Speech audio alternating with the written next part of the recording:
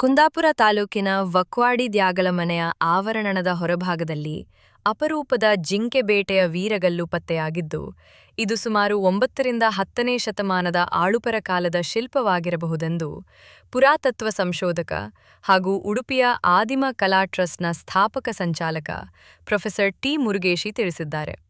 ವಕ್ವಾಡಿಯ ಕವಿತಾ ಕುಲಾಲ್ ನೀಡಿದ ಮಾಹಿತಿಯ ಆಧಾರದಲ್ಲಿ ಆದಿಮ ಕಲಾ ಟ್ರಸ್ಟ್ ವತಿಯಿಂದ ನಡೆಸಿದ ಪುರಾತತ್ವ ಅನ್ವೇಷಣೆಯ ವೇಳೆ ಈ ವೀರಗಲ್ಲು ಪತ್ತೆಯಾಗಿದೆ. ಸುಮಾರು 4 ಅಡಿ ಎತ್ತರದ ಈ ವೀರಗಲ್ಲು 3 ಅಂಕಣಗಳನ್ನು ಒಳಗೊಂಡಿದೆ. ಕೆಳಗಿನ ಅಂಕಣದಲ್ಲಿ ಇಬ್ಬರು ವೀರರು ತಮ್ಮ ಬೇಟೆ ನಾಯಿಗಳೊಂದಿಗೆ ನಿಂತಿರುವ ದೃಶ್ಯ ಕೆತ್ತಲಾಗಿದೆ.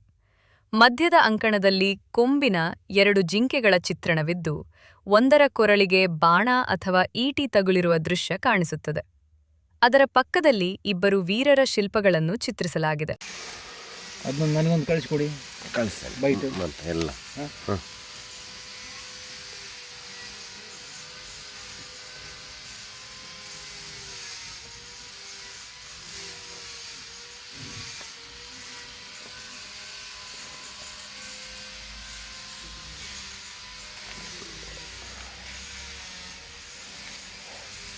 ನಡುವೆ ಇಂಚಲ್ಲ ಹಾಂ ಮಿಡ್ಲೆ ಪಟ್ಟಿ ಇಲ್ಲಿವರೆ ಮಾತ್ರ. ಇಲ್ಲಿವರೆ ಮಾತ್ರ. 17 ಕಾಲು 17 ಕಾಲು. ಅದಕ್ಕೆ ಆಚರಿಸ್ಬೇಕಮ್ಮ. ನಿಮ್ಗೆಲ್ಲ ಸಂಶೋಧನೆಗೆಲ್ಲ ಹೆಲ್ಪ್ ಇಲ್ಲಿ ಅನ್ಕೊಂಡು ಅವ್ರ ಆಚಾರ್ಯ ಇಲ್ಲೇ ಮನಿ ಎಲ್ಲೇ ಇಟ್ಟಿದ್ರು.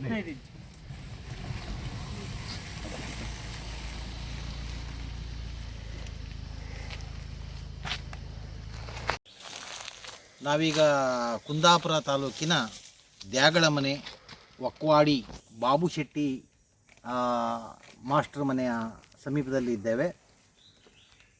ಸೊ ಅವರ ಮನೆಯ ಒಂದು ಕಾಂಪೌಂಡ್ ಗೋಡೆಗೆ ತಾಗಿಸಿ ಒಂದು ವೀರಗಲ್ಲು ನಮಗೆ ಕಂಡು ಬಂದಿದೆ. ಇದೊಂದು ತುಳುನಾಡಿನಲ್ಲಿ ಕಂಡು ಬಂದಿರತಕ್ಕಂಥ ಭಾಳ ಒಂದು ಅಪರೂಪದ ಒಂದು ವೀರಗಲ್ಲು ಅಂತಲೇ ನಾವು ಹೇಳಬೇಕು ಇದನ್ನು.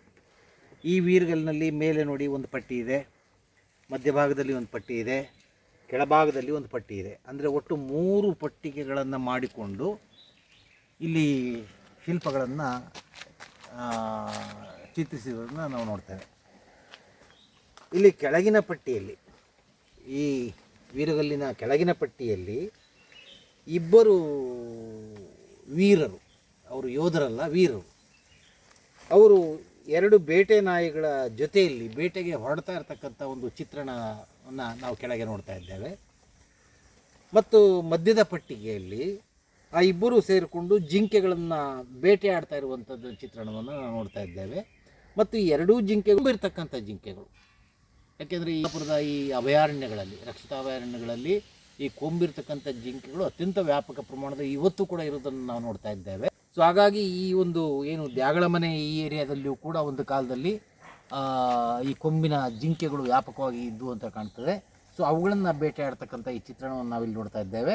ಸೊ ಈ ಬೇಟೆಯ ಸಂದರ್ಭದಲ್ಲಿ ಈ ವೀರರಿಗೆ ಆ ಜಿಂಕೆಯ ಕೊಂಬುಗಳು ತಾಗಿ ಅವರು ಮರಣವನ್ನು ಹೊಂದಿದ್ದಾರೆ. ಹಾಗೆ ಮರಣ ಹೊಂದಿದಂಥ ಒಂದು ವೀರರು ಅವರು ಬೇಟೆಯ ಸಂದರ್ಭದಲ್ಲಿ ವೀರ ಮರಣವನ್ನು ಹೊಂದಿದರು ಅಂತಂದೇಳಿ ಆ ವೀರ ಮರಣ ಹೊಂದಿದಂಥವರು ಕೈಲಾಸವಾಸಿಗಳಾದರು. ಹಾಗಾಗಿ ಮಧ್ಯದಲ್ಲಿ ಶಿವಲಿಂಗ, ಮೇಲ್ಭಾಗದ ಪಟ್ಟಿಗೆಯಲ್ಲಿ ಮಧ್ಯದಲ್ಲಿ ಶಿವಲಿಂಗ, ಅದರ ಮೇಲ್ಭಾಗದಲ್ಲಿ ದೇವಾಲಯದ ದ್ರಾವಿಡ ವಾಸ್ತುಶೈಲಿಯ ದೇವಾಲಯದ ಶಿಖರವನ್ನು ಚಿತ್ರಣವನ್ನು ನಾವು ನೋಡ್ತೇವೆ. ಅದರ ಕೆಳಭಾಗದಲ್ಲಿ ಶಿವಲಿಂಗ ಇದೆ, ಆಯಿತಾ.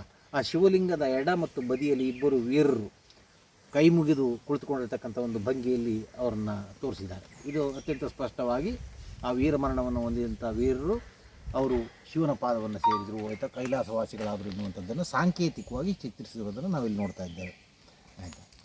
ಮತ್ತು ಈ ಶಿಲ್ಪ ಲಕ್ಷಣಗಳು ಬಹಳ ಸ್ಪಷ್ಟವಾಗಿ ಈ ವೀರಗಲ್ಲಿನ ಒಂದು ಕಾಲವನ್ನು ನಿರ್ಧರಿಸೋದಕ್ಕೆ ನಮಗೆ ಸಹಾಯ ಮಾಡ್ತದೆ. ಅದರಲ್ಲೂ ಮುಖ್ಯವಾಗಿ ಈ ದ್ರಾವಿಡ ಶೈಲಿಯ ಈ ದೇವಾಲಯದ ಶಿಖರದ ಒಂದು ಕೆತ್ತನೆ ಏನಿದೆ, ಈ ಕೆತ್ತನೆ ಮತ್ತು ಇಲ್ಲಿ ಕೆಳಭಾಗದಲ್ಲಿರ್ತಕ್ಕಂಥ ಶಿವಲಿಂಗದ ಕೆತ್ತನೆ, ಈ ಅಂಶಗಳು, ಈ 2 ಪ್ರಮುಖವಾಗಿರ್ತಕ್ಕಂಥ ಅಂಶಗಳು ಈ ಶಾಸನ ಕ್ರಿಸ್ತ ಶಕ 9 ಮತ್ತು 10ನೇ ಶತಮಾನಕ್ಕೆ ಸೇರಿದಂಥ ಒಂದು ಶಾಸನ ಎನ್ನುವಂಥದ್ದನ್ನು ಖಚಿತವಾಗಿ ಇವುಗಳ ಆಧಾರದ ಮೇಲೆ ನಮಗೆ ಹೇಳಲಿಕ್ಕೆ ಸಾಧ್ಯ ಆಗುತ್ತೆ. 9ನೇ ಶತಮಾನದ ಶಾಸನ ಆಗಿರೋದ್ರಿಂದ ತುಳುನಾಡಿನಲ್ಲಿ ಆಳ್ವಿಕೆ ಮಾಡಿದಂಥ ಆಳುಪರ ಕಾಲದ ಒಂದು ಅತ್ಯಂತ ಅಪರೂಪದ ಒಂದು ಬೇಟೆಯನ್ನು ಚಿತ್ರಿಸ್ತಕ್ಕಂಥ ಒಂದು ಶಾಸನ ಇದು ಅಂದರೆ ನಾವು ಹೇಳ್ಬೋದು.